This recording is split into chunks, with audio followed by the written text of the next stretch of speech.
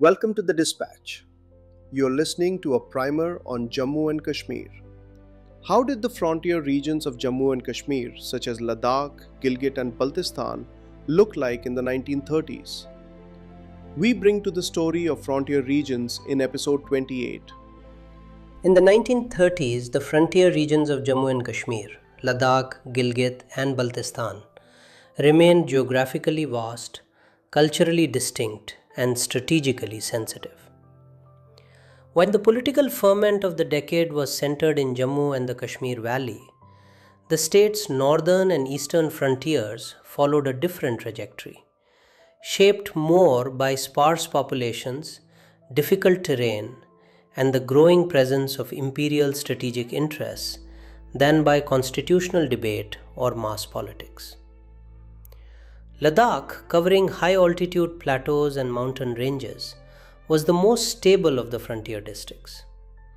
Its population, largely Buddhist with a smaller Muslim presence in Kargil and neighboring areas, remained organized around monastic institutions, village councils, and local elites.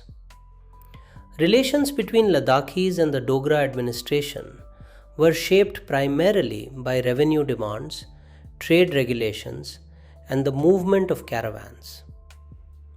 Leh remained the commercial center, connecting routes to Xinjiang and western Tibet. However, the wider political debates of Jammu and Srinagar touched Ladakh only lightly. Literacy rates were low, and the region's distance from the centers of administration limited public engagement with state politics. Baltistan, with towns like Skardu and villages scattered across narrow mountain valleys, was similarly distant but somewhat more connected.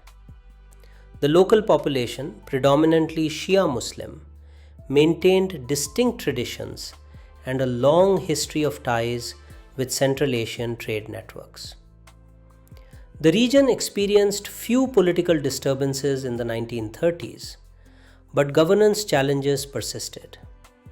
Communication was slow, administrative inspections were infrequent, and harsh winters isolated villages for months.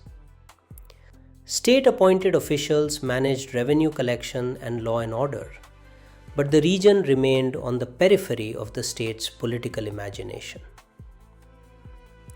The most strategically sensitive area was Gilgit.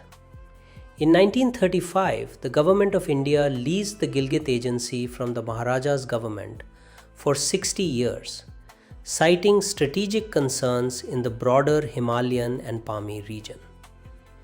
This arrangement placed day-to-day administration under the British political agent while maintaining the Maharaja's sovereignty in formal terms.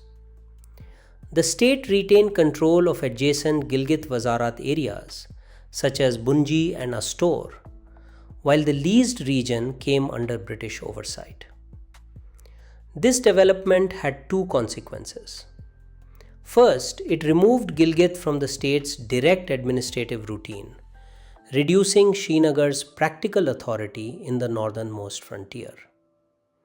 Second, it strengthened British presence along the borders with Afghanistan, Xinjiang, and the Trans-Pamir territories at a time when global strategic anxieties, especially regarding Soviet influence, were intensifying. The arrangement also meant that political developments in Jammu and Kashmir in the 1930s had very limited impact on the frontier's administration. Across the frontier regions, infrastructure remained minimal.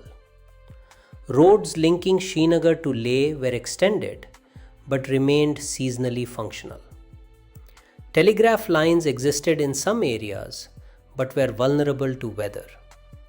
Schools were few, and the state's health services relied on small dispensaries staffed by limited personnel.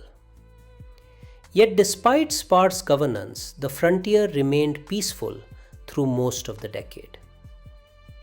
By 1940, the frontier districts stood apart from the political shifts underway in the rest of the state. Their populations did not participate in the Praja Sabha elections, nor were they active in the emerging parties of the period. Their priorities were stability, trade, and predictable administration rather than constitutional reform. The decade thus highlighted the structural limits of integration within a geographically vast state, where the rhythms of political modernity reached different regions unevenly. Thanks for watching this episode of Primer on Jammu and Kashmir. Here is a quick note from the editors of the Dispatch. While dealing with historical events, we are conscious of the fact that history has no single view. In places like Jammu and Kashmir, this can be more complicated. While explaining the events of history through this primer, we are taking the best possible care to be objective and to offer context wherever views differ starkly. We welcome you to write to us and enrich the knowledge base on Jammu and Kashmir.